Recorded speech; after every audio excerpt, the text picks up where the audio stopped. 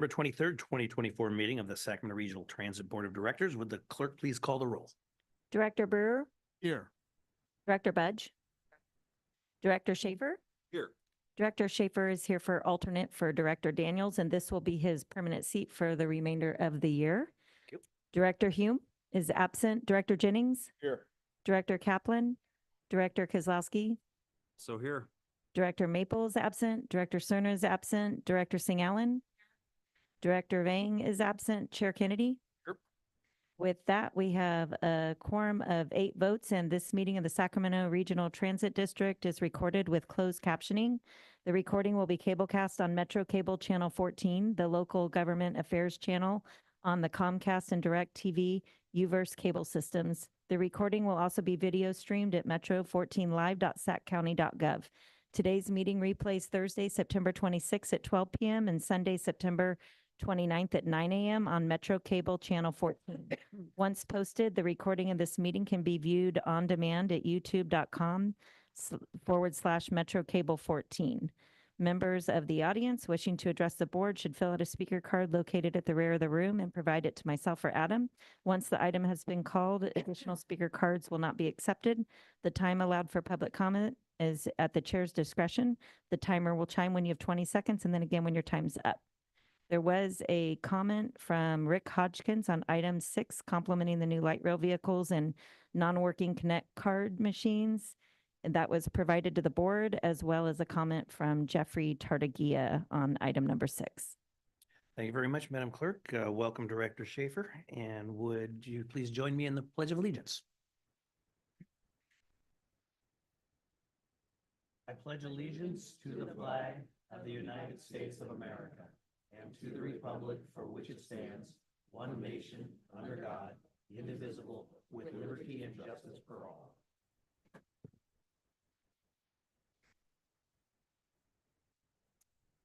First item, please.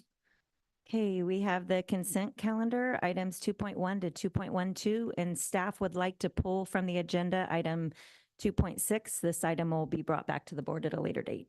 Okay, thank you. Is there any member of the board that would like to address an item on consent or have something pulled? Chair Kennedy? Yes, sir. I'd like to abstain from your 2.1. Okay, thank you very much, Director Schaefer. Any others? We do have one speaker card for item 2.11, and that's Barbara Stanton. Is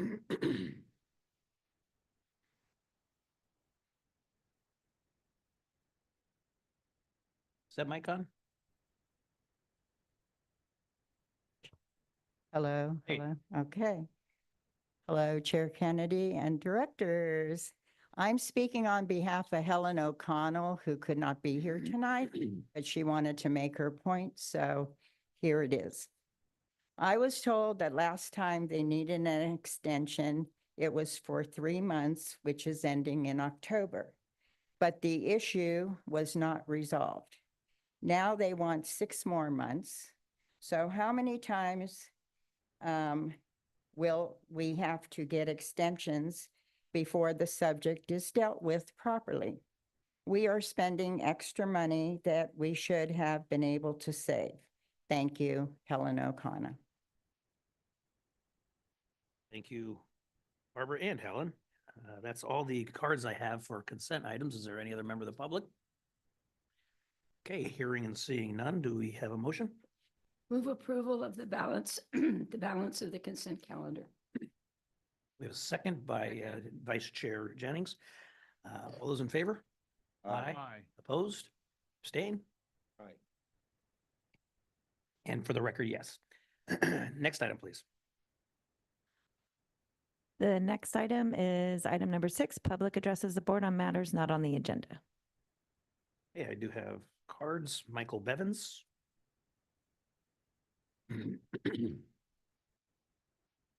Welcome, Michael. Hey, welcome. Thank you. Board, just want to, since we've had this new light rail run out, some of the results are as expected that it's crowded for bicyclists and wheelchairs. My solution I'll throw out there again is we have the parts, we have the facility, we just need a bike utility cargo train. If the regular trains run every 15 minutes, a similar train could run every 5 minutes. I mean, following it or ahead of it, carrying bicyclists, other pedestrians who couldn't fit on the first train by some reason, but mainly bicyclists and those with cargo or of any kind, knowing that if you can't get on the first train because it's crowded, and it mostly will be most of the time, you have a follow-up. Now these trains don't have to run the whole system. If it's a bike train, it could go from the outskirts to downtown and then maybe turn around, or go from outskirts to downtown without stopping too much. So people who live downtown on a bike and stop and don't have to go the whole route. So that was about it for the crowd. I'd like to reintroduce the concept of a bike train, cargo train. Thanks. Thank you, Michael. Coco Gazella.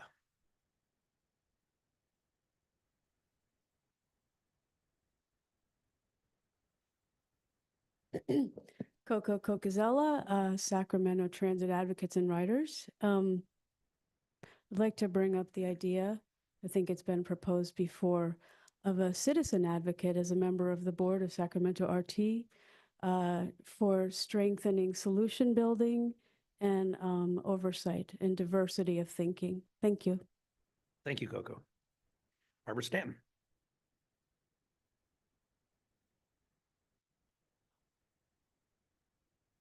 Okay, I'm back. And it's not me either. It's on behalf of Gail Morgan, who is in a power chair, who has ridden on the three low floor light rail trains, and wants you to know that the strip to let the strip for the stop and to let the driver know that you want to stop is not working. So he's been on 3 different trains, and he's in a chair, so he has to reach down. It's not really accessible, and when it's accessible, it doesn't work. Thank you. Barbara, since you're the proxy, are we talking about the new? Yeah, the new low floor, I'm sorry, the new low floor trains. He's been on 3 different ones and they haven't worked. Thank you very much. Appreciate you. Okay, that's all I have for public addressing the board. Any others for any item not on the agenda? Seeing none. Next item, please. Next item, new business 7.1, information item, safety and security update. Lisa Hines will present this item. Chair Kennedy, members of the board, I am Lisa Hines, Chief Safety and Security Officer. Today, I'm going to share an update on SAC-RT's safety and security, including the many, I'm going to share an update on SAC-RT's safety and security, including the many exemplary accomplishments that we have been acknowledged for, and address concerns brought to your attention at the last board meeting by some ATO employees.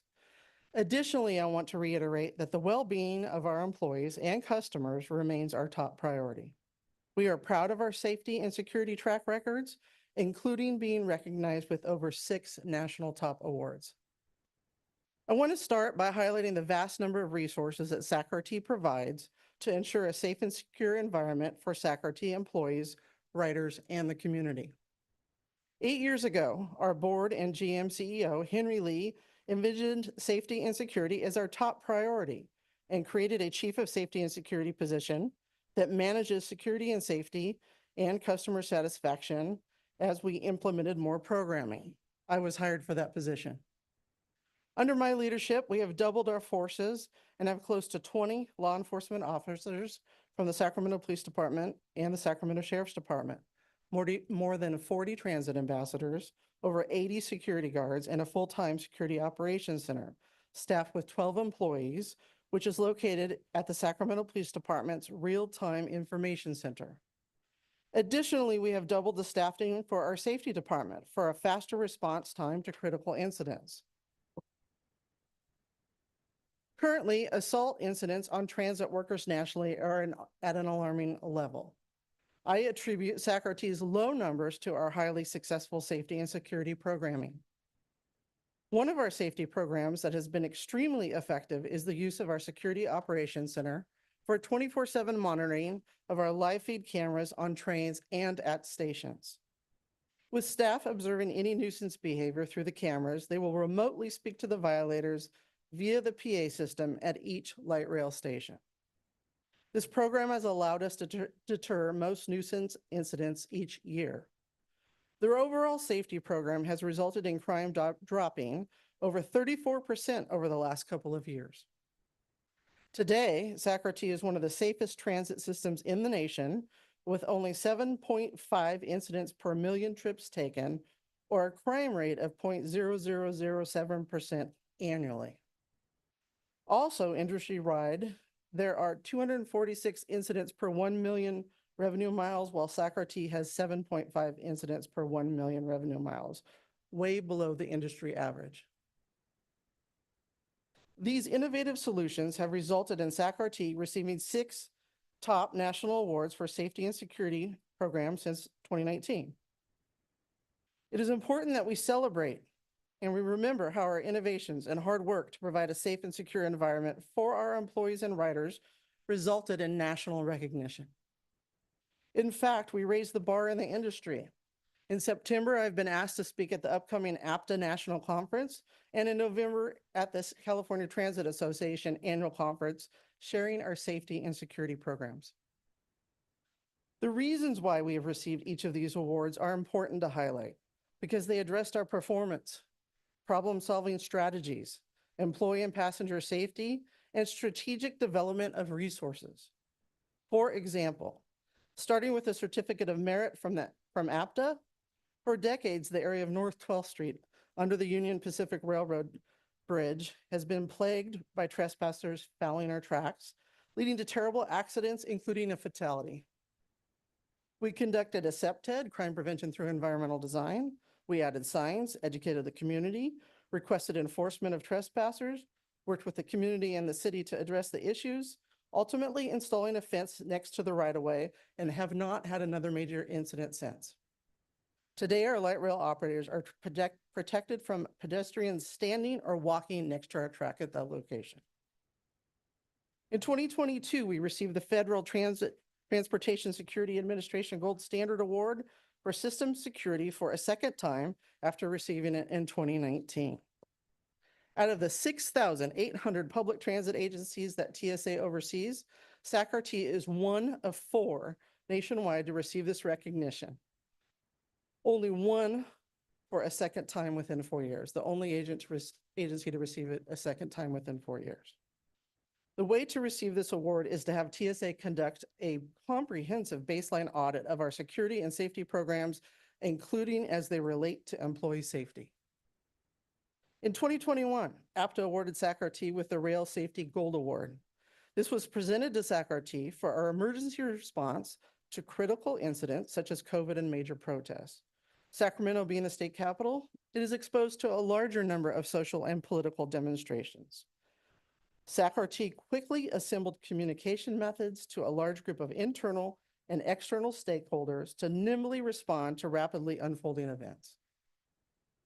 Asset protection, modifying light rail service and bus service, teams groups, having the SOC located inside the city's real-time information center were all factors that contributed to Sacramento and being successful in keeping employees and passengers safe.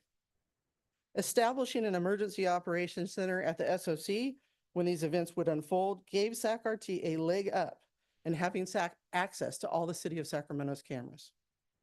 In 2021, Sacramento received the Women in Transportation Innovative Transportation Solutions Award. Sacramento was recognized at that time for our social equity program, the hiring of a master's of social work, which is rare in transit, leading new and innovative solutions. Our compassionate care for our most vulnerable community and our customers' first approach to fair enforcement highlighted our unique approach. Additionally, there have been several instances where Sacramento staff have reached out to our social services practitioner to get their own assistance. Next was the 2020 APTA Rail Safety Gold Award. This safety award was issued for our multifaceted approach to reducing crimes on a transit system while using innovative resources such as the voice of God to immediately stop nuisance behaviors. We also activated our senior management team with an Adopt a Station program, where staff work together to check on their adopted light rail stations and provide weekly feedback. Each employee was provided a safety vest that stated clean, safe environment. These combined measures increase the safety and security of our system. I have found that when we increase our presence on the systems, that helps to improve the perception of safety of SACRT employees and riders. The Sacramento Regional Transit District provides transit services for over 21 million people throughout a 400 square mile service area in California's capital city. At SacRT, we place a high priority on putting customers first by implementing best-in-class safety and security initiatives to reduce crime and fare evasion on the transit system. This approach consisted of the implementation of an Adopt a Station program, adding over 1,000 live feed cameras system-wide, monitored 24/7 in real time from SacRT's Security Operations Center, introduction of the Transit Ambassador Program, and enforcing a paid fare zone. Additionally, SacRT opened the lines of communication by embracing new technology with the Alert SacRT reporting app and the installation of a PA system to quickly address nuisance behavior at all light rail stations. As a result, we saw our crime and fare evasion rates significantly drop from 2016 to 2019. We are honored to receive this award from APTA. Before I move on to the second part of my presentation, I would like to summarize what receiving national recognition for safety and security at SacRT means to us. We did not receive a one-time award for a single program. It is the totality of the work that we as an agency have demonstrated and been recognized for on a national level. It is our hard work as a cohesive team that has set us on this journey to success. It is our GM CEO prioritizing our safety and security goals and objectives and supporting creative ways to get there. Yes, we do have more work to do. However, let's not discount our amazing success thus far. Employee safety, both in practice and perception, are SacRT's top priority. We take all reports of incidents of employees very serious and quickly investigate. We actively seek input from our employees to maintain a gauge on how our employees are feeling about their work environments. As we have previously shared with the board earlier this year, SacRT contracted with a third-party consultant to conduct an employee survey. A total of 685 employees participated in the survey, including over 300 members from the ATU. When asked if SacRT provides a safe work environment, 82.5% of employees strongly or somewhat agreed. And when asked, am I receiving enough training to do my best at work? 87.5% of ATU respondents strongly or somewhat agreed, higher than the 84.8% district-wide. In July of 2019, the FTA required transit agencies to have a PTAS, a public agency transportation plan. This extremely comprehensive plan addresses safety management systems and all things related to safety. In July of 2022, the FTA required that agencies establish a bipartisan safety committee. The union with the most frontline workers was designated to select the labor representatives on that committee. In our case, ATU is our largest union and made those selections. Our bipartisan safety committee meets quarterly and has met 8 times in the past 2 years. Employees have many ways that they can report a safety concern. They can bring it to the safety committee, anonymously report it on our Alert SacRT app, they can contact safety, and of course, they can contact their supervisor. Safety and security are our top priorities, and we act quickly to address any issues. Some safety concerns were shared with you at the past meeting. Several concerns were already addressed or in the process of being addressed before the meeting, but some employees might not have been well informed. It made us realize that we need to have even better communication with our personnel. Starting with bus barriers, we have tested 2 different bus barriers for bus operators. We have ordered a third barrier to be tested, which was requested by the ATU president. The safety team surveyed operators regarding their feedback on the first 2 barriers and received a 51% of the people surveyed shared that they liked the second barrier and in fact would use it. We utilized this information and applied for a grant to fund the $3 million cost to install the barriers, but unfortunately did not receive that grant. We will continue to test the last barrier and continue to seek funding. Bus maintenance has developed a plan to secure radio cords and are implementing the plan. Last February, Safety responded to the complaints of filters in Gillig buses. Safety took samples and sent them to the lab. The results were then shared with the Safety Committee. It was determined that there was not a health concern. Bus windshields are paramount to operating a bus safely. We inspect them frequently and make repairs as necessary. Moving forward, we will do one more. We will have road supervisors respond to any complaints regarding windshields in the field and promptly act. SAC-RT established a light duty program in September 2023 as there was a need to standardize placement locations for light duty staff. Wattenai 80 was identified as a location with a need for personnel to assist our passengers. A strong employee present at this location has greatly improved the rider's experience, keeping the elevators safe and clean and helping passengers with questions. This program also helps light duty staff have a place to work and not exhaust their own hours. I meet monthly with the risk department, and they are not receiving complaints or issues from operators or employees assigned to Wattenai 80. I have multiple security guards on duty at that station as well, and the SOC also helps monitor the station. This program is very well liked by our passenger, and here's a short video from a few of our passengers. I think it's really good to have one or two officers around just to have some questions or any Really appreciate having it. Okay. It was a little shorter than it was supposed to be. Okay, next slide, please. I think it's really good to have. With increased student ridership, we have instances where children are involved in inappropriate behavior on our buses and light rail trains. SAC-RT Police Services has established relationships with local school districts to assist us when there's a juvenile incident on our system. The Lieutenant for Police Services works with each of the school districts to share details and pass on a request for the school district to actually address the behavior themselves. This has been very effective.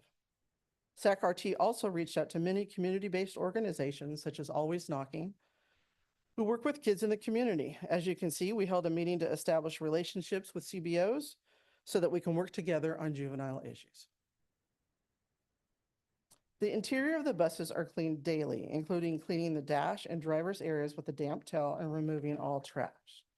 All other cleaning is done during detail cleaning and is listed as bus minor detail. Dirty floors, graffiti, and any other reported items are addressed as received or if found during nightly inspections. The facilities team has started the restriping of our bus lots and will be done at the end of this week. As part of the Comprehensive Operational Analysis, COA, we will be reviewing operator bids and timing related to restroom breaks. All current routes have sufficient time built in for an operator restroom break. The specific incident cited about Arden and El Paso Station resulted from the affordable housing contractor breaking a water pipe. It caused the restroom to be inoperable. SAC-RT facilities immediately ordered a porta potty and got it out there as quickly as possible. As part of the affordable housing development being constructed, SAC-RT staff negotiated for the construction of a brand new restroom, which will be exclusive for SAC-RT staff. The facility superintendent is working with bus operations to assess the current restroom cleanliness and do minor upgrades. California Senate Bill 434 is a law that requires California's largest transit operators to collect and publish data on street harassment. The bill is intended to help address and prevent street harassment. SB 434 requires transit operators to reach out to riders who are underrepresented in surveys and who have experienced street harassment. SAC-RT is working with a contractor to start these surveys. We are also going to have focus groups to discuss our riders' experience with street harassment. All of the surveying for this will be complete by the end of 2024. A true measure of staff's performance regarding safety and security are audits. In the past couple of years, we have had audits by the California Public Utilities Commission, the Federal Transit Administration, and the California Highway Patrol. In all three audits, we have done extremely well, receiving high remarks. Bus Operations has been working directly with the union to get feedback on requested upgrades to operator waiting rooms. As you can see, we have upgraded the new furniture, flooring, and paint. There are several more rooms that also receive similar upgrades, providing a clean and comfortable environment for our staff. And here's another example. Okay, staff has also worked with ATU leadership in addressing or clarifying concerns regarding the new Siemens low-floor train and have resolved them just before the launch of service.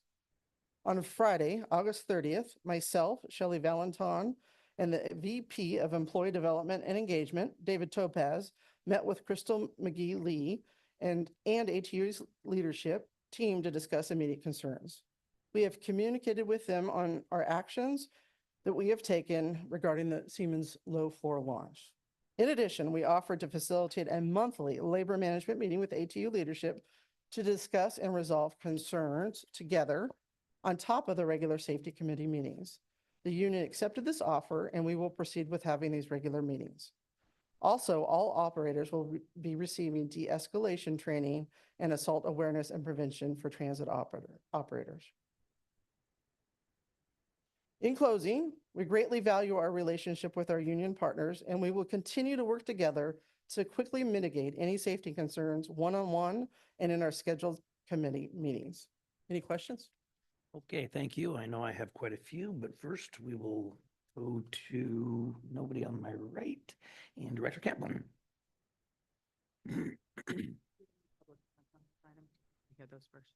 If you would like to hear them before, I'm going to ask my clarifying questions, which sometimes helps the public. So whichever you prefer. Either, so I could just make a comment. I just want to thank SAC-RT because of course there was an unfortunate incident of a grandfather being hit and killed in Natomas. And the fact that RT worked with our city staff really quickly to assess what can we do? Because it's a street where there are 2 bus stops. And I appreciate the quick action and just want, like, as I know you took the action on Club Center of where the bus comes and there's a break. And unfortunately, there's not a carve out. So they're blocking the bike lane and cars have to drive around to moving the break where the bus moves around the corner. But I also think it would be wise that we look citywide. If there is a spot where an operator takes a break, that we make sure they only take a break where there is a cutout and it doesn't block the bike lane or the lane of travel. Because I think that was just a great thing to do, but I don't want that to be in any other part of our greater region. I think that's just a smart thing to do of making that our buses have a safe space to go that aren't blocking any bike lanes. Okay, will do. Thank you, Director. I will, okay, Director Singh. Just a quick comment. I wanted to commend SAC-RT staff, particularly the general manager and the superintendent of Elk Grove Unified School District. After the last meeting, I facilitated a connection to make sure that you all could mitigate some of those issues as experienced with the school district and some of our students behaving badly. So hopefully we see some good positive corrective action. Thank you. Thank you, Director. I'll take my out of order then because I'll follow that up. And it did say Elk Grove Unified School District. Thank you, Director, for setting that up. Are we meeting with others? Because I can tell you when I drive the 62 and McClatchy's getting on and off, the dad in me comes out. So are we meeting with other districts as well? Definitely. We have them on speed dial. Ever since we started the Ride Free, we really quickly realized that people don't want a police officer in uniform to address child behavior. So we made those contacts right away with the City of Sacramento and Sac City Unified School District rather, and we have them readily available. Okay, as well as Natomas and blah, blah, blah. Of course, yeah. Okay. Yeah. Okay, thank you. On the barriers, I've always thought bus barriers are a good idea for a variety of reasons, which really came, to a head during COVID. But just for security purposes and all that, I understand we did not get the grants. I hope that we will continue to really aggressively go after grants. I am not affiliated with another organization that's better at getting grants than Regional Transit. So I hope that we'll continue to do that. Short of that, at least when we're going out and upgrading our buses and swapping out, changing buses and so forth, that we'll look at least phasing them in as we change buses and make it, because aftermarket is usually more expensive because you have to retrofit and all of that. Perhaps it could bring the cost down in the future as we procure new buses, that be part of the RFQ process. Yes, we have an ongoing committee, and that's exactly what our approach will be, absent of getting a large sum of money where we can immediately retrofit as well. And on the restroom breaks, it's particularly difficult with the buses, with the trains, with the 15-minute headways and all of that, and they're not near restrooms. On the buses, it can be kind of different. For example, the Pocket Transfer Center, the businesses all around there are very, very accommodating, and I see our drivers, when they take their breaks, they go in and use the restroom, and it works out fine. I guess my question is when you say restroom breaks, what's your definition of a restroom break? Is it where a restroom is provided, or where they have, We have a list of, and Blanca's here, our new VP of operations, but there's a list of all the locations where it's safe for an operator to go use a restroom. So we may have an arrangement with a business, or we may have, a public restroom is available. And then SAC-RT has a whole host of restrooms that we own as well. Yeah, we do have for operators, there's light rail, where they come in, basically a bathroom break is larger, they have a little bit more time, what we call a layover, and they just have a little bit more time to be able to go use the restroom. However, we do allow them, if they need to go in, we identify different locations where they can use the restroom. We have a lot of the routes end up at light rail stations, but then we also identify other locations where they are able to use the bathroom before they get to that location. as I said, I see where that works better with buses. It seems like it'd be very difficult with light rail, but you're able to accommodate Well, light rail is actually a lot easier because we have a lot more bathrooms at the light rail stations for them to use. It's actually a little bit harder for the bus operators because they go through different businesses, and we have to figure out ways to get the businesses to agree to allow them to use the restroom. But the light rail, it's a lot easier because they're right at the light rail stations that we provide bathrooms for the employees. I guess I understand that makes sense. It's just the timing issue because of the 15 minutes. Mhm. So, okay, thank you for that clarification. Mr. Chair, Yes, sir. I just, Blanca, stay there for a second. Blanca is our new VP of Operations, replacing the previous VP of Operations, Carmen. Carmen has been working here for 5 years, and starting from AVP, Assistant VP, to VP of Operation. And she right now is working for the largest private transit service provider, managing 34 operations in 34 states. So we're very proud of her achievements, and working here for 5 years and then jump to a much higher position. And I don't want to say how her compensation will look like. And Blanca has been working here for about 16 years. It's a wonderful, team player, and we're so happy she, a step up. Great, congratulations. Thank you. Thank you. And finally, street harassment, the bill that was, what's that mean? This means basically when you're writing the system, is anybody calling you out a name? Is anybody, bothering you? Any kind of thing that will affect your trip. So if anybody is talking poorly to you or blocking your path, anything to make it where you feel uncomfortable. Got it. Thank you very much. That's all the questions I had. Any other board members? I do have a couple of cards. Artemius, and I'm afraid I cannot read your last name, but I figure there's not probably a whole bunch of Artemiuses. Artemius Moye. Okay, please. Oh, excuse me. Do I only have 2 minutes? You have 2 minutes. Okay, so Artemius Moye, 12 years here as a light rail operator. The presentation that Lisa Hines gave was really good, but it is a little flawed. It's great that we have cameras with live feeds, but it doesn't help if they don't work or if they're not pointed in the correct direction. In 2022, my godson was robbed on his way to school at the 47th light rail station, I believe. no shoes, no backpack, no glasses, no phone, no earbuds. He had to run all the way back home to use the phone to call his mother. So the camera was faced at the fare machine only. And so that's great that we have a camera on the fare machine because people deface the machines all the time, but it didn't catch anything else. And we glad that he is still here with us, but it was a traumatic incident for the family. And as far as the bathroom breaks for bus side, they do have stores that we can run into at any time. I do drive light rail, but if I'm out and about and let's say I stop on K Street, everybody's willing to let me into their restroom because I have on my uniform. So that's a great thing. But I'm glad that the Art and Del Paso situation did get fixed because a lot of people were upset about that. I could go on, but I do only have 2 minutes. So we just need to work a little bit better at the safety.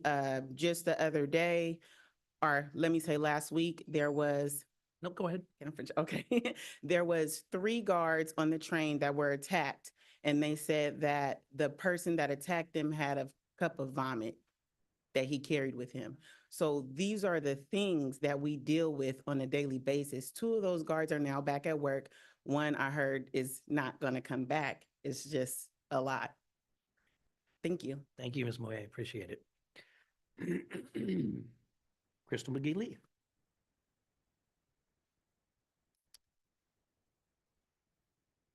Thank you, staff, for the alteration on the bell, by the way. Yeah. Afternoon. Good to see you again. I was here for agenda item 2.6. It's been busy, so excuse my very white voice. We've been voting today for the attendance policy, but I'm glad for Miss Lisa's presentation. But she, like Miss Mimi said, it was a bit flawed, especially now that I'm hearing that we now have to have operators under SB 434. Now, she mentioned it, but she never mentioned ATU connecting with us. We're the ones who are going to have to make sure that those passengers as well as drivers are safe. My biggest concern is that she alluded to the slide about 82%. Ms. Hines, could you tell me what year? Because I've only been not driving for 2 years and I never saw that. I never did that survey. So I would really, really appreciate that. In regards to bus maintenance and radios, yes, you have done that, but you don't have a date. A lot of times what I've had is that we talk about it, but we don't be about it. Our team will say this, but they won't give you a date. So when is that date the best maintenance had that safety committee that we had that we talked about? Because I don't have that on record. As far as all the accommodations, bravo. And I appreciate that. Our drivers are really good. I appreciate that. But at the same time, when you look through the veil, when you go through the veil of the awards and the $1,500, nothing has changed. Operators are still getting assaulted. You notice that she didn't give you any numbers. When I came here, I gave you numbers. I gave you accurate numbers. Now, the numbers that she's stating, I can tell you for a fact, that is being disingenuous. I know for a fact 82% of our drivers do not feel safe. With that, I have 13 seconds. I will be coming back. I will come back because that's what we do. Chair, you taught me that. I watched you. That's what we do. So I will be coming back till we get it fixed. Thank you, Crystal. Appreciate you being here. Is that everybody? Apparently, this is just an information item. So next item, please. Next item is 7.2, information item, proposed creation of a new pilot rideshare voucher program and elimination of smart ride service. And Laura Ham will present this item. Welcome. Noon. You hear me okay? Yep. Okay. So I'm here today to present you with information regarding the transition of the Smart Ride pilot program to a more fiscally sustainable public-private partnership. We recognize that the Smart Ride program has filled a transportation need in the community. But as it was funded with one-time grant funds that have largely expired, and given the requirements of the recent SB 125 legislation, in this presentation today, I would like to give you an overview of the rationale excuse me, for the decision to transition the pilot Smart Ride program to a new rideshare voucher program. We would also appreciate your guidance and input prior to bringing back rideshare contracts for your potential approval at a future meeting. This is an information item with no action requested today. So I'll start with context regarding the requirements of the SB 125 legislation and budget considerations that are a basis of this recommendation. As we all know, the COVID-19 pandemic had a severe impact on transit nationwide, with a combination of dramatic decreases in ridership during the pandemic and rising costs post-pandemic. Overall, SAC-RT fared well during the pandemic compared to other transit agencies, and we have been able to extend the use of relief funds, focusing on long-delayed state of good repair projects. But increasing costs have had an impact, and across the country, the transit industry is experiencing significant operating deficits, with most transit agencies in California facing a fiscal cliff, leading to the recent SB 125 relief legislation for transit. Although SB 125 provides another relief package and will support core services and key capital projects in the near term, the legislation also requires a long-term financial sustainability plan. To that end, we have developed an action framework for strong fiscal sustainability after SB 125, including optimizing business processes and maximizing efficiencies, and also identifying opportunities for cost savings. We need to act proactively to redirect resources from less efficient transit modes as soon as possible and achieve budget savings to match our available revenues in the future. SACOG has also encouraged us to take these actions prior to the next round of allocations of SB 125. Given the $8.4 million annual budget for Smart Ride, combined with relatively low ridership and a high cost per passenger, we are announcing replacing the pilot program with a much lower cost P3 rideshare program with many of the similar benefits. This will result in a net savings to SAC-RT of approximately $8 million annually. Smart Ride was implemented as a pilot program 5.5 years ago with a one-time lump sum of $14 million from Measure A funds. And we had great hope to provide an innovative transit service to the community.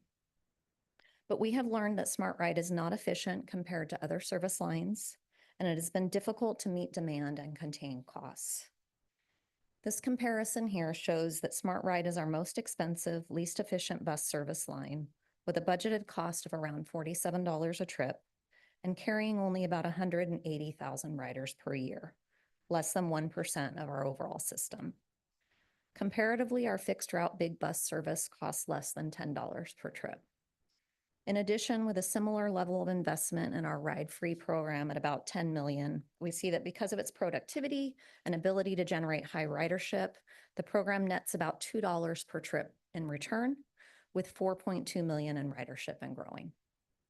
The $14 million Smart Ride grant was fully expended last year, and today the Sacramento Transportation Authority is only able to allocate about $800,000 annually for the program through the Measure A Neighborhood Shuttle Grant.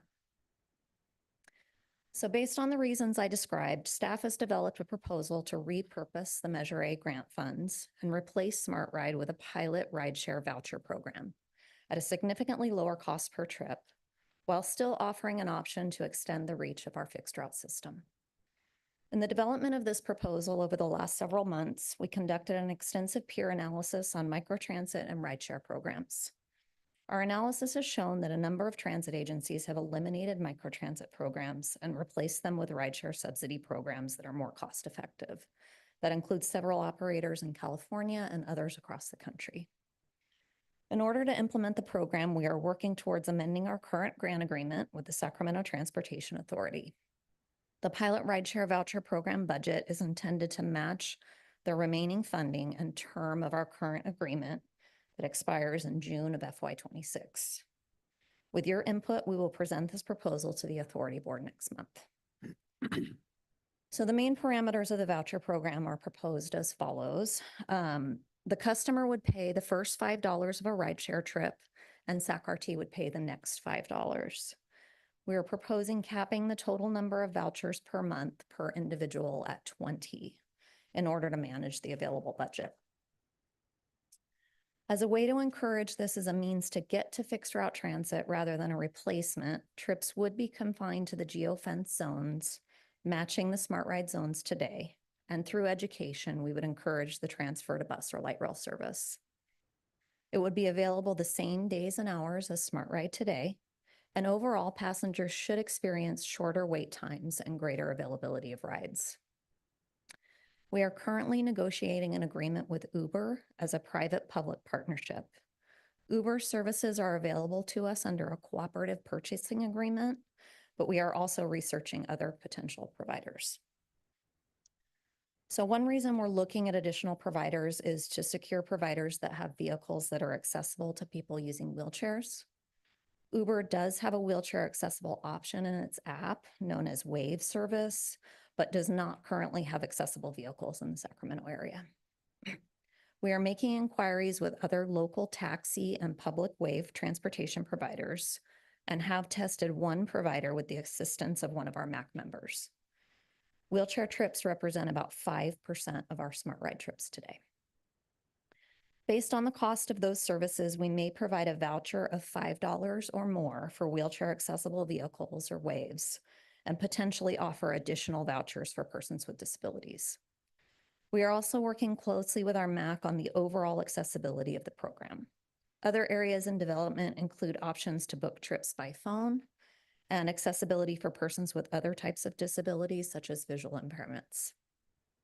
Uber does offer an Uber Assist program for ambulatory passengers with disabilities to provide extra support getting in and out of the rideshare vehicle, and we will be evaluating that option with assistance from our MAC members.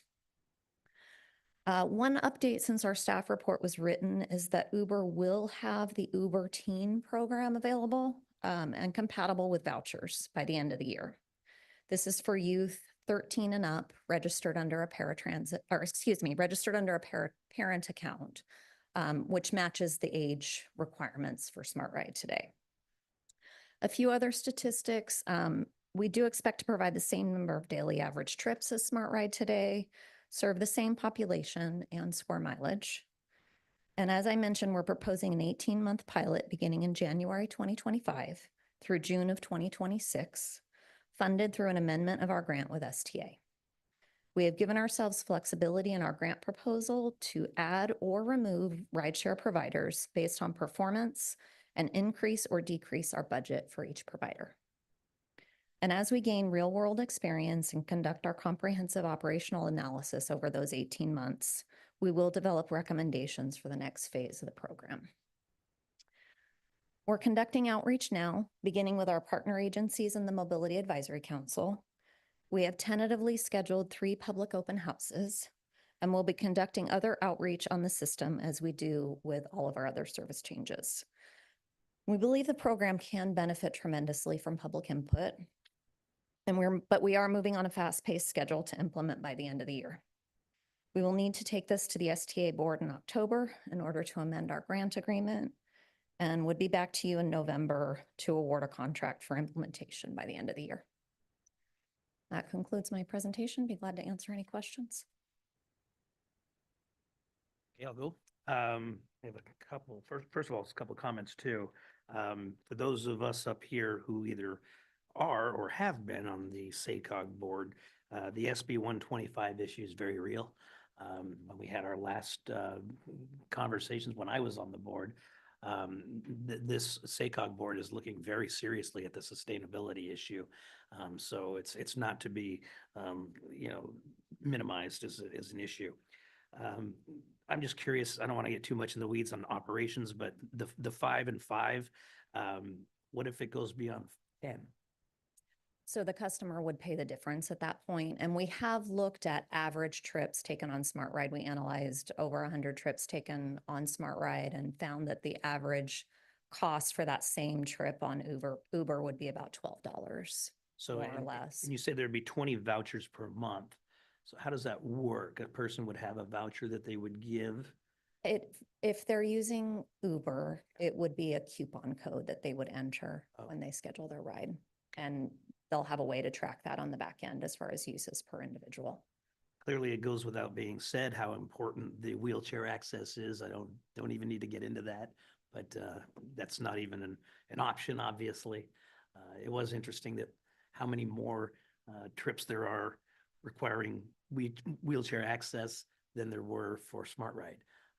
So it's a significant part of our, what we do for our community. So I just pontificating there. And this is obviously a pilot program. I have spoken out before many times on the Smart Ride program, thinking that it was a novel idea as a experiment to see if it worked. In my opinion, it does not. It's not fiscally sustainable, as we saw the per ride costs. It's just, while it served a very, very small percentage of our public, it puts the whole system at great risk. But this is a pilot program for 18 months, and I think we have to make that clear. And during that 18 months, we can, of course, tweak and make changes and to better adopt policies and procedures that will make it work better. But I guess one of my questions is that we're not doing this in a vacuum, I would assume.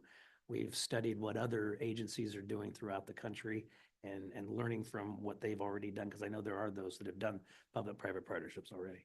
Yes, we've done a rather extensive peer analysis, talking to a lot of other transit agencies that have either run microtransit programs or rideshare subsidy programs, or one and then the other, and learned quite a bit from that. And we'll continue to do that research as we launch our comprehensive operational analysis. Okay, thank you very much. Anybody else? Yes, sir. So presuming that we can crack the accessibility issues, I'm curious right now, what is like the optimal wait time that we were shooting for with Smart Ride? On Smart Ride today, I understand our average wait time is about 30 minutes. Okay, gotcha. So we would expect that a rideshare trip, for those of you that use those services, is typically a much shorter wait time. And in your discussions with Uber thus far, have you guys broached that subject of what their target wait times are in different zones? Because yes, we have. Totally, it's tough to get our Uber in Folsom. We have, we've done some testing, and we'll continue to do that testing with different pickup points. And I know that that was raised as a potential issue as far as the availability in Folsom. Yes. Very good. Thank you very much. Yeah, Director Schaefer. Thank you, Chair. I have actually driven for Uber. There are some challenges that I see with this. Biggest challenge I see is mothers traveling with small children. They have to provide a car seat. Uber drivers are not allowed to touch a car seat. They're required to fasten the car seat in the car. And I've had to say, no, I can't take your car. I can't take your child because you don't have a car seat. So there are certainly some challenges, and I would agree with Director Kozlowski here that the demand is higher than Uber can provide right now. When you talk about, so I have an XL car, so that means there's 6 seat belts, hardly any XL. Most of them are just X, 4 seat belts. Again, when we talk about some challenges there, I just see that I think this says there's going to be a lot of working through the next 18 months on how do we make this function.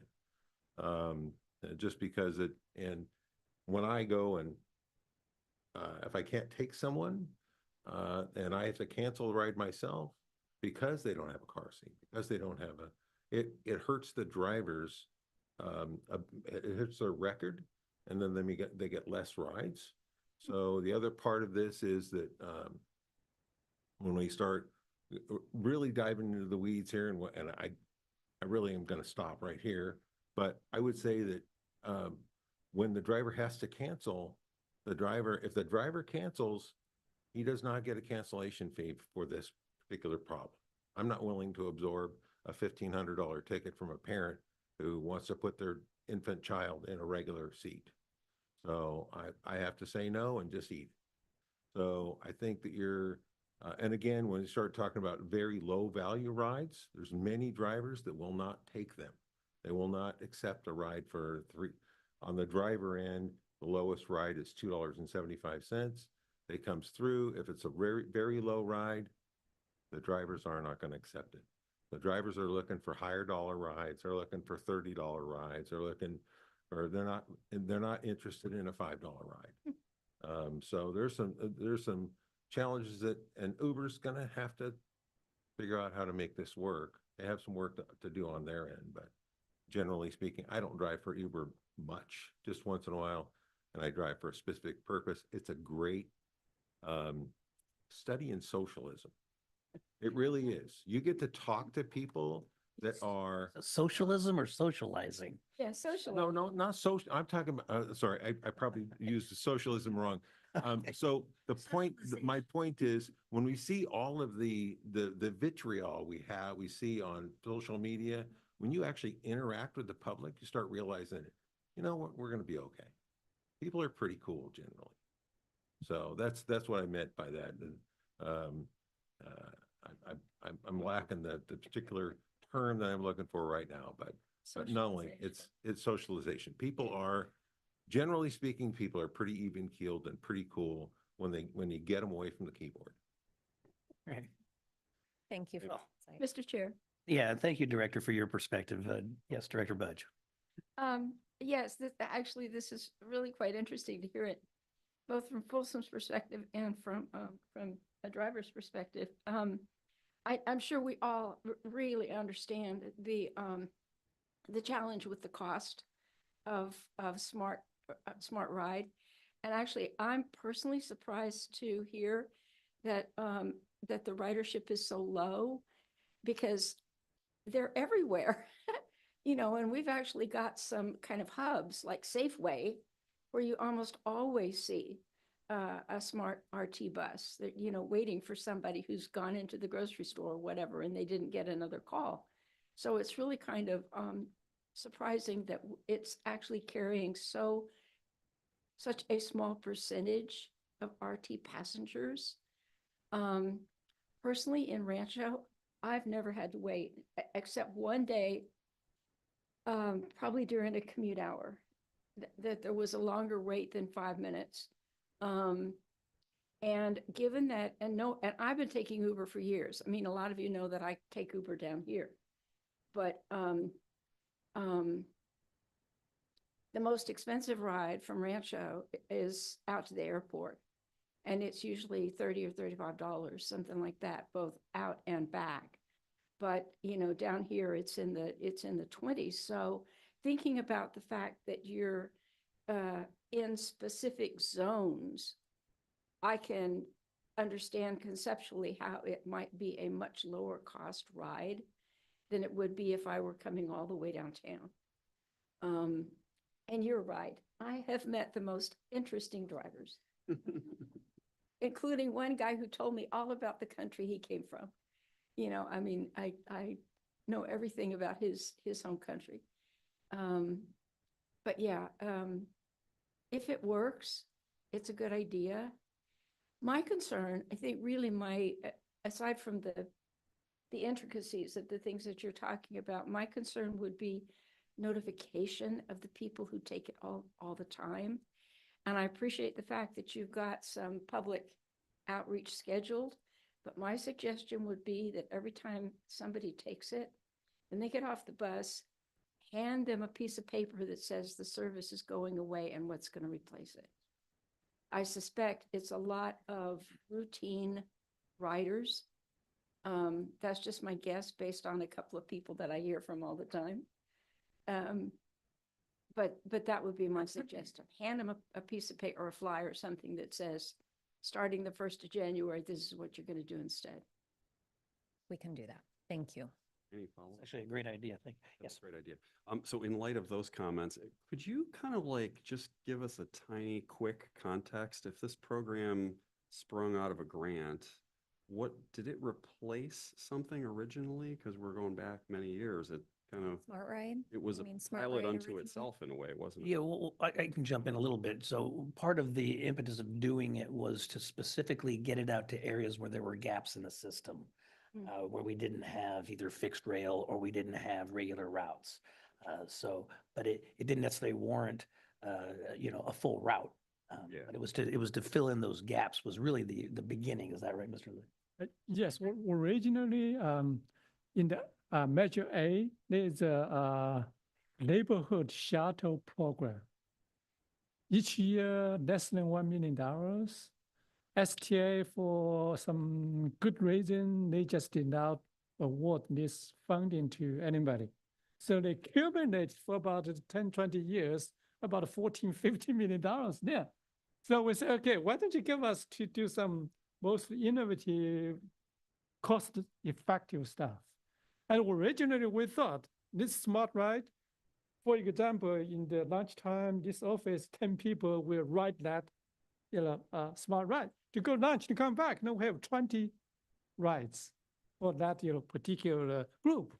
And we even put, if you have 5 or more people riding together, free. But unfortunately, it's not the case. And across the country, it's not the cost. There are at least 4 transit agencies right now dropping this program. For us, we try to transition this program into a more innovative and cost-effective way like this. But we don't know, what, thanks for the perspective, very interesting perspective. We will try our best to try to address these issues, and we will report back to the board and public. Well, resolving And this issue is. And Patrick, I agree with you. And it may be that it works so well in Rancho simply because we have so little bus service, and the bus service doesn't go to Safeway, those kinds of things. But yeah, it really, it's filled a gap, absolutely filled a gap. And we're probably not the only zone that got amended over time simply because there were places that people wanted to go routinely that the initial zone didn't cover. And so staff was able to change that and modify it a little bit and expand it to just a little bit beyond the original concept of the zone. Hey, Director Kaplan? Thank you. Can you describe to me, because, Natomas is one of those gap hubs, so I've heard from a fair amount of my community, what the cost difference people are going to experience. So we've talked about a $5, they do the first $5. What is the average cost that people are covering now? So we are providing Smart Ride service today with our general public fare program. So it may be $250 for a basic trip or less than that if you had a discount or if you had a monthly pass or a ride-free pass, for example. So with this program, it would be a $5 base fare from the passenger, which matches our ADA paratransit fare. So for those who may not be aware or trying to understand, so what's a base trip, Eric? Because I heard you say that pick up to go to transfer to another, use another public transit. So pick up from my house, then I then get dropped off at the bus station. But what about those who have used this to go to the grocery store? Yeah, so we looked at it, and on average, we analyzed, I don't know, somewhere between 100 and 200 Smart Ride trips today, and computed and entered those same trips into the Uber app. And on average, it was $12, more or less, for that trip. So in that instance, the customer would pay $7, SAC-RT would pay $5. And so currently they may be paying $250. So in reality, this is a $5 difference for what customers need to expect of kind of an average change of what the fare they're going to cover. Correct. So I think that's something where Director Budge was, I am all on board that everybody who is on these buses and uses them gets a notification directly that this is handed. But also, I think we need to kind of explain what all of this means, because I know in the bus desert of Natomas, so I get it and it's dropping me off at the bus down on Truxell that I have to get off to then go downtown. If I want to save money, but that bus only comes limited. And so an Uber ride from where I live to downtown is between $20 and $30. Most people won't be able to pay that. So they pay, and the voucher may cover me over to, if Uber even comes and picks me up, the 2 miles over to where I have to wait for the bus. And then the bus is still going to take another half an hour to get downtown. So I'm just wanting us to think through some of these items of I get we're replacing things, but it's not, I'm concerned about how we're talking about it is just as easy and convenient, and it's not going to be easy and convenient, especially when you're looking at my neighborhoods in North Natomas that don't have easy access and only 2 bus routes and only 1 goes downtown. So I'm looking for innovation. I know, I am all on board on the SB 125. I get it. We have to be financially and fiscally viable. I just think we have to be abundantly clear with our community that I don't want to sell this as a great solution. We're trying to provide a stopgap, but I think we have to be really real that this is going to cost more money. We're trying to figure out a gap. And then that goes back to, at what point do certain areas get a permanent bus route?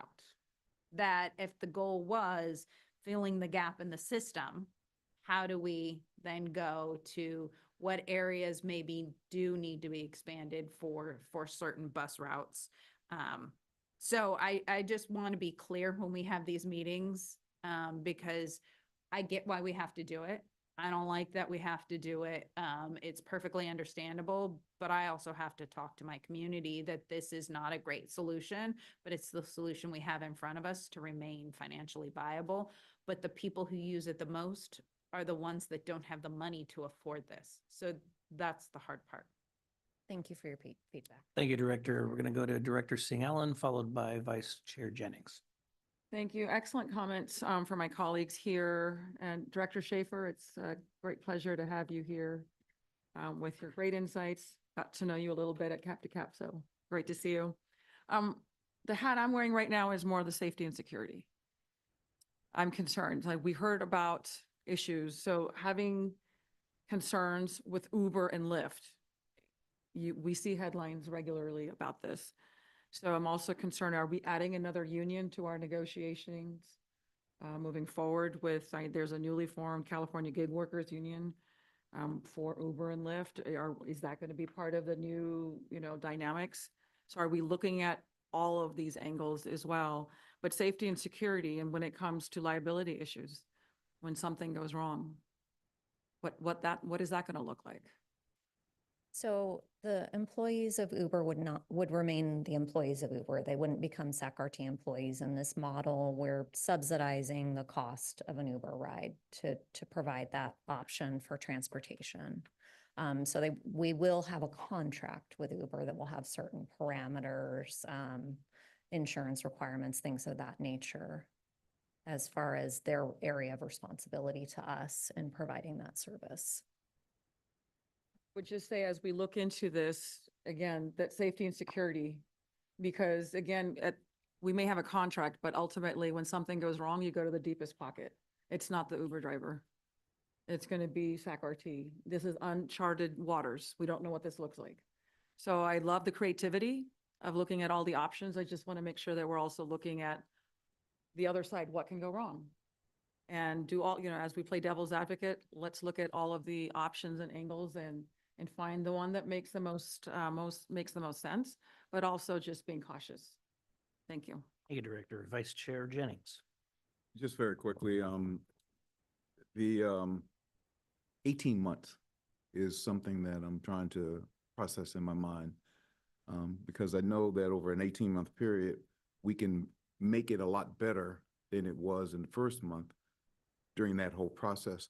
But have we ever considered, instead of a full 18-month pilot program, something in front of that, like a trial where you try this for 90 days? We will have the option to end any of the rideshare agreements early. We're looking at different contract structures right now, but potentially a maximum consideration for the first 6 months. So basically we would have 3 6-month terms depending upon the outcome and their performance. So we can add or drop providers potentially over that 18-month period. And the time frame really was laid out to match the remaining dollars in the STA grant agreement that we have today. So that's what 18 months came from. Yeah. And I like the idea of the every 6 months, we take a look at this and see what improvements and changes can be made. And then I want to make sure that the customers, the constituents have an opportunity to participate as well. And I just want to hear your thoughts on ways that they can give feedback to this pilot program so that we can hear from them what's working and what's not working. So when riders sign up for this program, we will have them register through us. So we have the ability to communicate with anyone using this service. We'll have them come onto the RT website and sign up so that we have the ability to email, call, et cetera, our riders, and they'll have the ability to contact us with feedback through our customer advocacy program or elsewhere regarding the quality of the service that they're receiving. And then the education process for, before we set the pilot program out there, the education process to the whole Yeah, community. so we're kind of working through the whole marketing strategy right now, but we will do the same type of outreach that we do with any other service change. So outreach through constant contact, social media, email blasts, on the system. We're also planning to have several open houses where we'll allow people to comment on the program, provide us with feedback and ask any questions. We've put together a frequently asked questions document, things of that nature, as far as guidance on how to use it so far. We're glad to expand that as needed. I'm going to jump in real quick, then I'll go back there. Just because comments that were made reminded me, and we can continue the Budge Kennedy tag team here on the genesis of the program. And that's the other thing that if now I'm going back to when we started this, was we really looked at this as a potential solution for the first mile, last mile. And that didn't happen. And the reason it didn't happen was because why would you do first mile, last mile if it's $2.50 to wherever you want to go? So this does not alleviate all of your concerns, but if we market it right, we can actually encourage people to use it as the first mile, last mile to get them to the light rail or to a bus. And then they won't incur that beyond the $5. So it's a thought. Director. Thank you, Chair. And the term I was looking for is sociology. It's a great sociology experience. Okay, not socialism. So I have a couple questions. So when it comes to what's the average smart ride distance? What do we, what's a typical, is it 2 miles, 3 miles, 8 miles? 2 to 3. 2 or 3? Okay. So if you have 2 riders and they both have vouchers and they both want to get into the same Uber and one uses their voucher, now when you pick up an Uber rider, there's no contingency for, it could be 1 ride, it could be 6 people, it could be 1 person, it could be 3. So I It could would work the same way. It would be 1 fare for as many people as you can fit okay. in that. So I could see if somebody said, okay, I'm gonna go from this distance to here and use my $5. And then the next person is gonna step in and say, okay, I'll use my $5 to get to the next point. I could see somebody very easily, you get 5 people in the car, suddenly we're going to the airport for free. Running around town. You can match up all the zones and get there. You might be able to do But that. yeah. Wouldn't it still be zone-based? It will be zone-based. It'll Okay, match so the you smart can't ride get zones. Zone. Okay. You could get a little further than 3 miles. Yeah. Thank you, Director Schaefer, for helping people learn how to game the system. Appreciate that.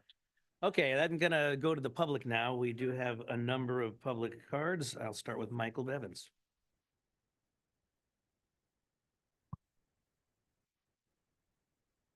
Hello again, everybody.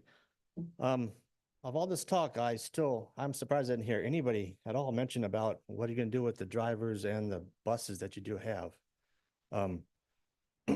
My suggestion is you keep them. You don't have a dial-a-ride system anymore. We realize it doesn't work, so you supplement that with your voucher system, which helps a little bit, but keep the drivers and the buses in the same area, but make it a fixed route. That covers most of the dots where most people get picked up and most people get dropped off. Try to connect the dots already and make it a fixed route. People who want to use the system, maybe the bus isn't right around the corner anymore. It's a little further, but that's better than not having any system at all. And maybe the voucher system is there for you, but it still costs too much. So you have to walk a little further to get to the bus. At least there's something. We have an example of this already. We've had this conversation with the Dos Rios train station, and the bus that services that area is 33, and it's just a little neighborhood goes around. Replicate that in every single 9 districts. If it's 1 or 2 routes, just connecting the bus stops to the if it's available, to the light rail, to other major destinations, and it's just a circle, goes around. That's better than nothing. And then we can also use this fixed route system to possibly, as we're thinking about kids ride free, let's get some of these, every single school should have a bus stop next to it. This could be part of that. Fixed route, and all in Thomas is the nearest one I'm at. I don't have the smart ride in my district, so the Thomas is what I'm familiar with. You can go from school to school on this bus system, or replicate our commuter rail, our commuter bus lines. They're collecting people in the morning and then taking them all downtown. Imagine if we had our single bus route, just follow that same pattern, but not go downtown, just repeat that every hour of the day. I mean, there's many different options. You don't have to just have a voucher only. Thank you, Mr. Bevins. Always appreciate your creativity. Coco Cocazella.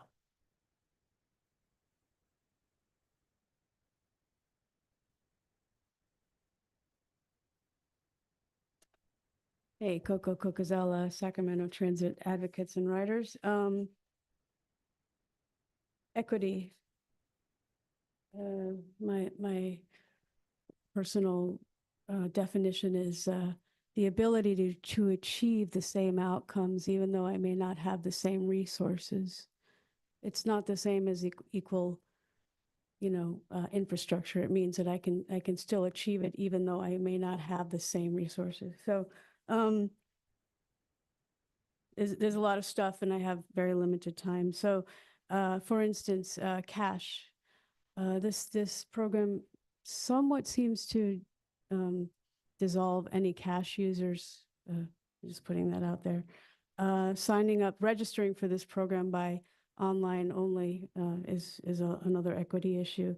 Of course, the mobility challenges. I feel I feel like this is we're hearing about all this kind of late. I mean, this is a really late date now. It's ending very soon. Like, this program is ending really soon. We don't have a solution for the wheelchair situation, or the possibly visually impaired with, cars not wanting to pick up service animals or something. There's all kind of challenges there.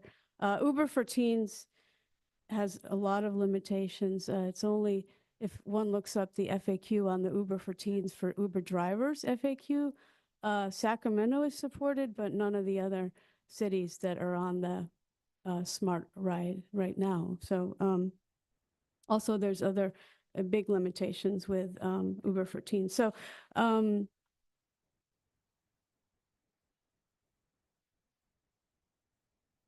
it feels rolled out very, very soon, and without a lot of equity access issues really crisply defined. Thank you, Coco. Barbara Stetton, on behalf of Helen O'Connell. And Ridership for the Masses. You still only get 2 minutes there, Barbara. Yes, I know. Hello again. So this is Helen O'Connell's comments. The Smart Ride service was supposed to be a pilot program which was expanded over the last 5 years. And people became accustomed to the service and built their lives around the availability. Now the service is being discontinued with a very short notice. This is a real disservice to the public.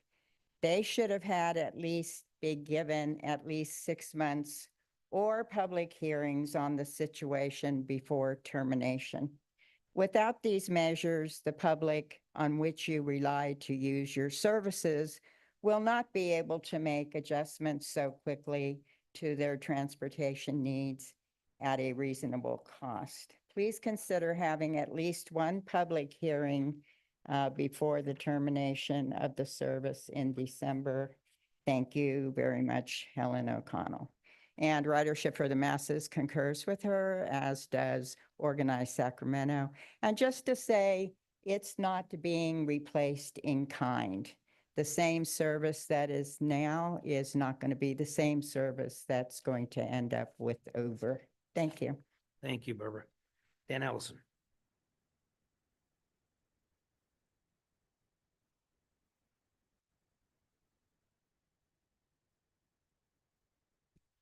Good afternoon, board members. Dan Allison with Sacramento Transit Advocates and Riders. STAR has been questioning the sustainability of the Smart Ride program since 2019. And I was in Citrus Heights, and it was designed to serve the fact that 2 bus routes were eliminated in Citrus Heights, and then it just kept expanding and expanding. And Chair Kennedy is right. It was initially intended to be a point to transit service. It never was, and nothing in the new proposal says that that's what it's going to be either. We're providing individual transit service, and we're providing it to the general public. That was part of what was wrong with the Smart Ride program, and that's what's wrong with the new program. We're not looking at who really needs this kind of service. And there's a tier of people with disabilities that don't need the full access of paratransit, but also have difficulty using our fixed routes and light rail. And we're not doing anything for those people by providing Uber vehicles, which are not accessible, won't carry service animals, rather than having SAC-RT provided vehicles, which can provide that service. There's a whole tier there that we're missing, and we're not serving those people. We're not serving people with moderate disabilities. We're not serving seniors, and we're not serving low-income people with this new program. So STAR has an alternative. We refocus the program on people who really need it. And that's those 3 categories of people. Currently, SAC-RT does not have a low-income fare program. Every other major transit agency in California does. Metro and LA does. All of the Clipper agencies, which is 5 major agencies, offers low-income fares. SAC-RT does not. Thank you. Thank you, Dan. Appreciate it. Michelle Baker.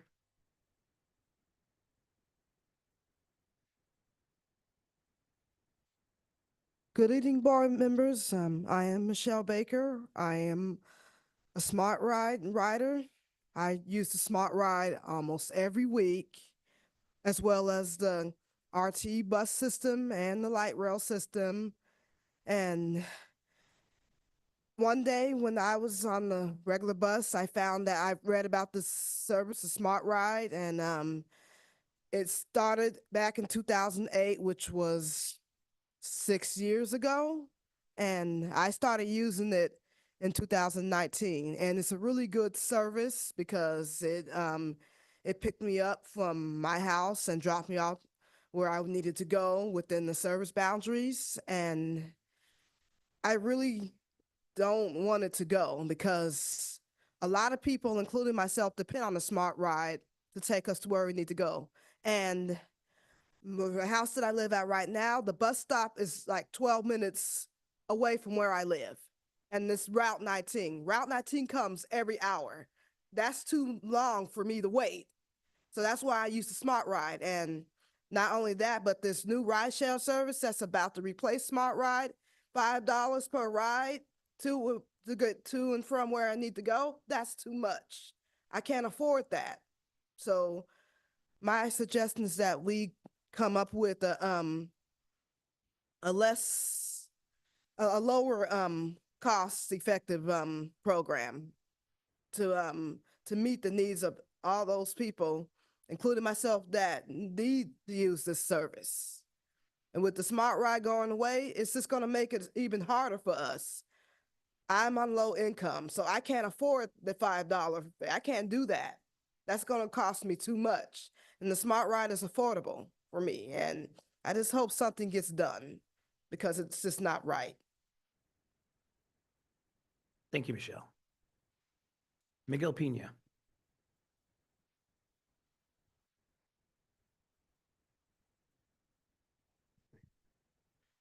My name is Miguel Pena. I know I have very limited time. I have so much I need you folks to hear. But first and most of all, I need you to hear how important Smart Ride is for people like me, like Michelle and other people who are on a fixed income. Smart Ride made my life possible. Smart Ride made it possible for me to take my children to school. Smart Ride makes it possible for me to go grocery shopping every day. 20 rides a month. You try getting around on 20 rides a month and you're trying to figure out how you're going to budget that and when you're able to do that. Smart Ride, the people that drive Smart Ride are kind, courteous, amazing people, people you would be happy to call a family or a friend. They look out for you. They take care of you. Uber doesn't do that. Uber's dropped me off across from the light rail station at Sunrise Station. They told me I was at the light rail station. I didn't know where I was until 10 minutes later. I figured out I'm on the wrong side of the street. I didn't know how to get to the other side of the street. I got to cross over 4 lanes of traffic. I could have died. But I had to go. I had to cross the street. So I crossed the street. There are so many things you folks aren't taking into consideration by getting rid of Smart Ride. It's beyond me that they can do it in 3 months' time and then tell us, look, we got to figure out another way to live. And last time I came, on Friday, a lady named Kate came with me. She said she won't even be able to leave her house if Smart Ride goes away. She can't take the bus. She can't afford paratransit. She won't even leave home. She's 80 years old. That's really Smart Ride provides a service, and you give us, quantify it to numbers of the percentage of people that use it. People, numbers. What about lives? Do lives not matter? Do we not matter? We're your constituents. We're the people that use your service. You can have a few more seconds to wrap up, sir. We definitely and desperately need you to please do not implicate this Uber program thinking that's a fix all. It's not going to fix it. It's just people like me just won't use it. We can't. We can't afford it. Thank God. Thank you, Miguel. L.R. Roberts.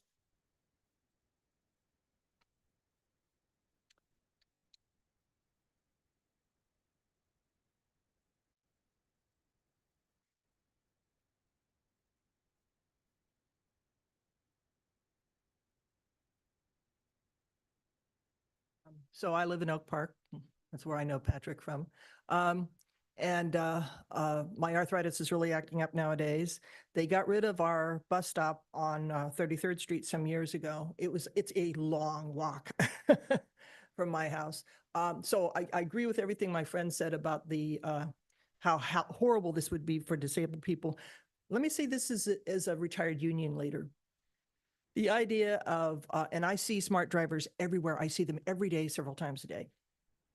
To replace them with Uber drivers is so offensive to me. I'm constantly telling young people, you're going to work in a place where you don't get Social Security and you don't get a pension. This is just, and the rapes I hear about, and they don't even have any people who pick up wheelchair people here. I don't know what we're thinking. And this was sure not at enough notice. I'm absolutely against this. I think we can look around, flail around and try to get a grant somewhere else. This is just not acceptable. And I will do everything in my power to end it. Thank you. Thank you for being here. Good to see you again. Jeffrey Tartagia. My concern is we're ending it within 6 months, and this is only an 18-month program. Why did $18 million disappear so that you are stuck with, in a sense, 6 months that you've got to end it because you're out of funding? Does this affect right now the smart rides up to the Dos Rios facility? Does this affect other areas? You know, I mean, I know that Franklin has used it extensively. I hear Linda talking about how it's used in Rancho Cordova, and I hear how it's used in Natomas.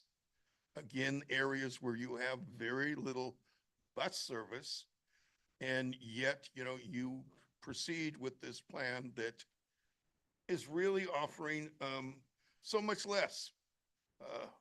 You really should have done this at least 6 months ago or a year ago, talking about the fact that this has been going on for 15 years and you need to come up with something better, different, whatever. And I'm sorry that you don't seem to find any other agency that all they've done is discontinue, not anything that's effectively work in replacing it.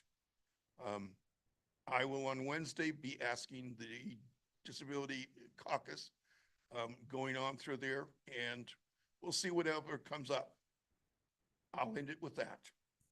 Thank you, Jeffrey. That's the last card I have from the public. This is an information item. Thank you very much for all of your thoughtful comments. And board, maybe one of the best discussions that we've had in the 10 years I've been here. You know, I think that what you saw here today was us coming together as a community and trying to see how we can take something that's really not working as a system and turn it into something that works better for the system, but also continues to meet the needs of our community. And we'll take those comments, we'll take the advice and the opinions, and we'll have more discussions in the future. Thank you very much. Next item, please. The next item is 7.3, member and alternate member chair appointments for Capital Corridor Joint Powers Authority. Currently, member appointments are Director Maple and Director Daniels, and alternates are Chair Kennedy and Vice Chair Jennings. And with Director Daniels' recent resignation and Vice Chair Jennings unable to attend Wednesday meetings, we are requesting a member and an alternate appointment. Okay, before I open that up to the board so that anybody we ask to serve knows what they're getting into as far as the time commitment. I mean, I think that's the limitation for a lot of us. I mean, I'll even say as an alternate, I've had calls that I'd say no because they come last minute, and you know, our schedules don't work that way. So it is difficult. What is the time commitment for the JPA? It's Wednesdays at 10 o'clock, and it is typically the third Wednesday quarterly. And where is it? The location changes. They do have a teleconference option as long as you're able to post the agenda. So if you give them that information in advance, then you can do it from City Hall or whatever works, as long as you're able to give them the information to post it on their agenda when it's posted. You can teleconference in. Typically, how long are the meetings? They are usually less than 2 hours. All right. So we now know what the commitment would be. Is there anyone on the board that would like to be a member of the JPA at this time? All volunteer. Okay, thank you, Director Schaefer. You can take an Uber there. Do we have someone who would be interested or has the ability to serve as the alternate? Okay, hearing none, we will table that and put that on the next agenda, and that will give me some time to cajole and talk to my fellow board members. All those who are not here should be nominated. Yes, yes. Also, yes, yes. actually, Chair Kennedy, I think Michael Bevins turned in a comment Yes, card. I know. Oh, okay. I didn't know if you knew. We're not going to finish it tonight because I'm not Okay. going to put people on the spot in front of the bright lights of national television. Michael Bevins. This isn't related to who serves on the board. I'm just, while we are their board and our board, can we collaborate, combine? I go to the Marconi Arcade Station, and right 100 yards is the tracks for the Amtrak. Like, that's a perfect place for a stop on the way from Sacramento downtown to their Roseville stop, whenever the future line gets built and runs all the way up to Auburn. And whoever's on the board, could you just, hey, suggest, I got 3 sites there that potentially could work. You got the Marconi station, you got a bridge over it. So if you had to build a bridge to get from one side of the tracks to the other, it's somewhat there. Similar to when everybody goes to the Bay Area, you take the train, then you ride off across, you get off at Richmond, and right there is the BART tracks. We can do the same exact thing. You get off the train, from Auburn, you get to Sacramento, you can take there, you get on the RT, and you can bus, yeah. Anyway, the other site is the Arcade Creek. You have whatever that exit is off of Winters Avenue, and then whatever that heck that was that you built when the RT started, that to go from the Roseville station across the tracks, some service road or something, that could be a train station / bus station. You can collaborate there. That could be a new train stop with access to the freeway. The other stop you consider is the Watt Avenue, which we are really frequently using that as a bus transport. The tracks go over it or under it, I forget which. But right there could be a train stop from JPA. And our buses are there already and easy to get off the train, get onto a bus and continue whichever. So those three options of places, sites for a collaboration. Anyway, that's it. Thank you, Michael. Appreciate your comments. Okay, so we will give me some time to find an alternate. Right, thank you very much. And thank you, Director, for volunteering. Next item, please. The next item is 8.1, the General Manager's Report. Mr. Lee. Good afternoon, Chair Kennedy and the members of the board and the public. I have a very short update today, but first, I just want to officially welcome our new regular board member, Tim Schaefer, replacing Director Brett Daniels, not alternate anymore. Thank you very much. And slide first, second slide, okay. I want to share some information about our next generation tap to ride fare payment system.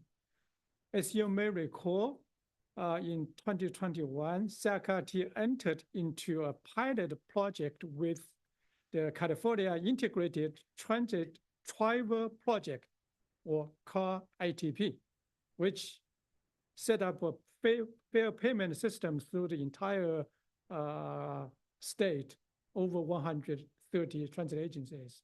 You can use one payment system to ride everybody. And we were the first real system to feature tap to ride fare payment system in California. We're the first one. And we have now executed contracts and are procuring the next generation hardware to install new tap to ride payment on our bus system too. And in this process, in collaboration with CAR-ITP, Governor put a special direction or initiative or request to us, ask us to work with State Department of Technology, the Secretary of the Government, State Government Operational Agency, the Secretary Amy Tang and her team, and the SAC-RT team to work a solution in last 6 months to implement a veterans discount fare program for other regions across the state to follow. So we're the first to implement this. And while we won't be able to launch until next year when the hardware is expected to be installed, we do plan to start early registration for veterans to sign up in advance. And note that there are estimated 60,000 veterans in Sacramento County, and they are eligible to enroll. To ensure that they take advantage of a discount and are aware of the program, we plan to begin outreach for enrollment in the coming months. Please keep an eye out for future announcements and board action to approve the new fare discount or system or policy. We're very excited to implement this discount for those who have served our country. And in the meantime, we are very aggressively working with state to say we can get additional funding for us for this program and other program. We offered a proposal to the state, to the Secretary Amy Tang. We said, what if you give us $20 million, we give a free pass to all state 100,000 state workers and even the spouses. Right now, we get about like $2 to $3 million fair revenue from state workers. But if some of them, ride with us, and the fair revenue could be like $20 million. So we were not really aggressive or whatever. We just try to be reasonable with them. And now thinking about that, by the way, our annual fair revenue is about $30 million. So if we can get $20 million from the state, now along with another $25 million, now our fair revenue will virtually increase by 50–60%. So it's something we try to working out with state. Slide 3, please. We continue to look at innovative ways to activate our park and ride stations. Last weekend, the Autumn Latin Festival was held at the Franklin Light Rail Station. So many people there. The event organizers estimate there were over 5,000 attendees and over 2,000 lanterns were purchased or given out. And it is great to see such wonderful community events taking place at our light rail stations, as they are easily accessible without a vehicle. As a reminder, we also have 4 farmers markets that are year-round at our light rail stations to further encourage ridership. The next slide. I also want to share that on September 3rd, we hosted a wonderful press conference to celebrate the launch of our new light rail vehicles. We were honored to have numerous elected and dignitaries in attendance to come, and also community, partners in attendance to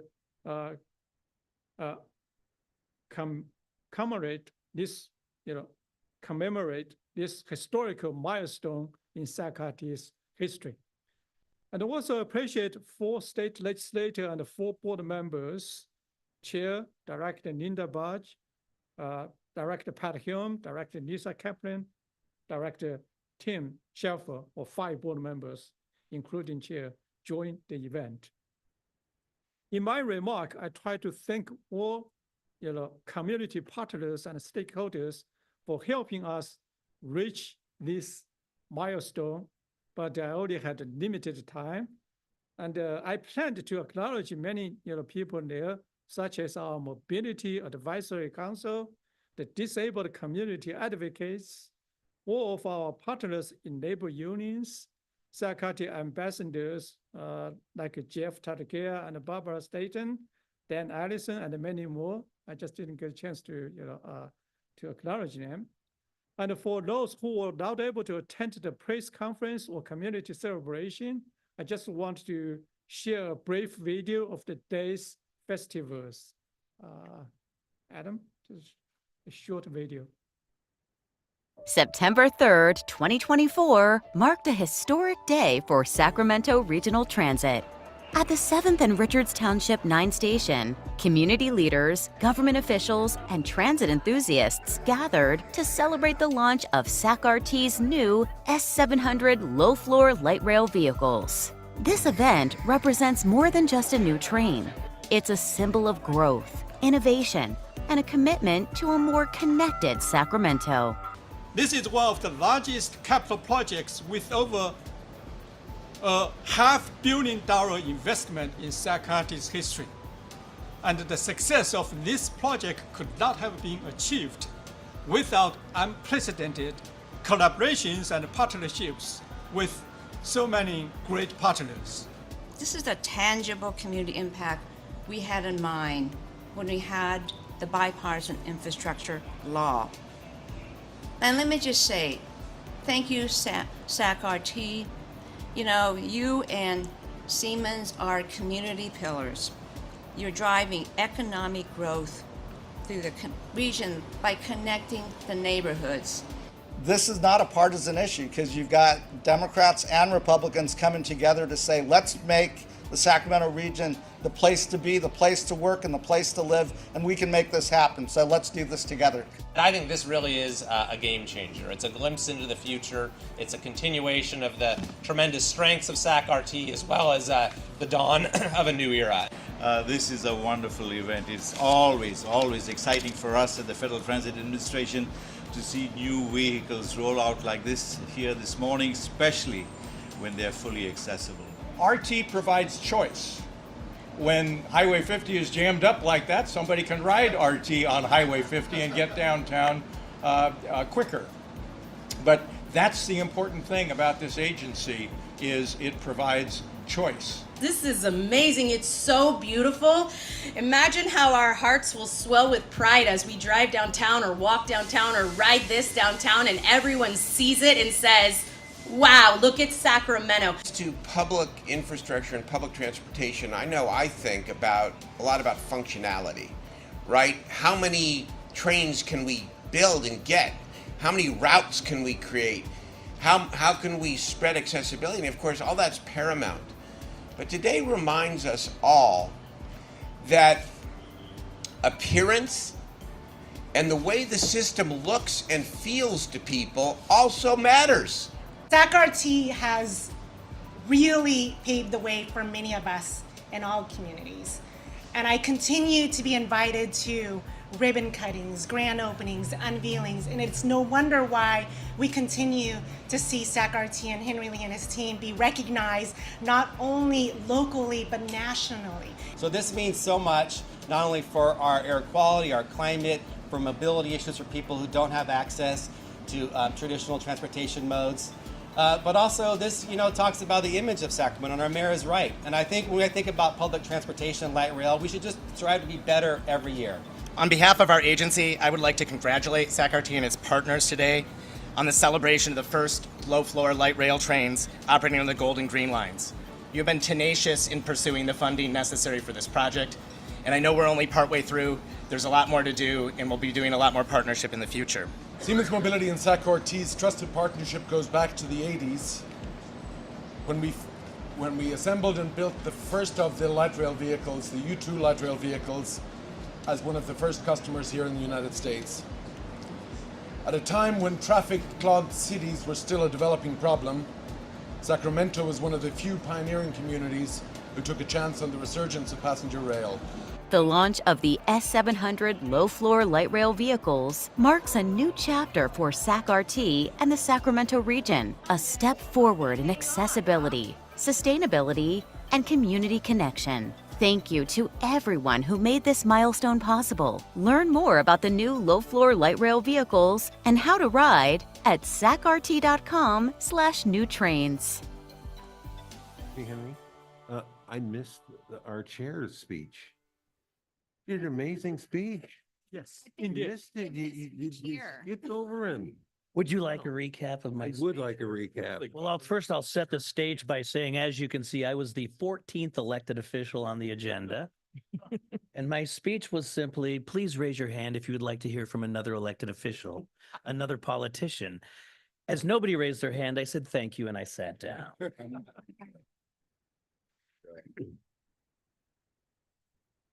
job. That it? That's end of my report. Thank you. Thank you very much, Henry. That takes us to ideas, questions, director's communications, anything? All right, we do have closed session, so are we ready to recess into closed session? We will be doing that from this room, so we'll have give some time to turn the audio off, and while we're in closed session, please keep your mics off. Do you want me to read the closed session Yes, item? please do. Okay. Closed session item 13.1, conference with legal counsel pursuant to Government Code Section 54956.9, existing litigation, Castillo versus SAC-RT, case number 34201800235414. Thank you, and there will be no report out, so we're adjourned.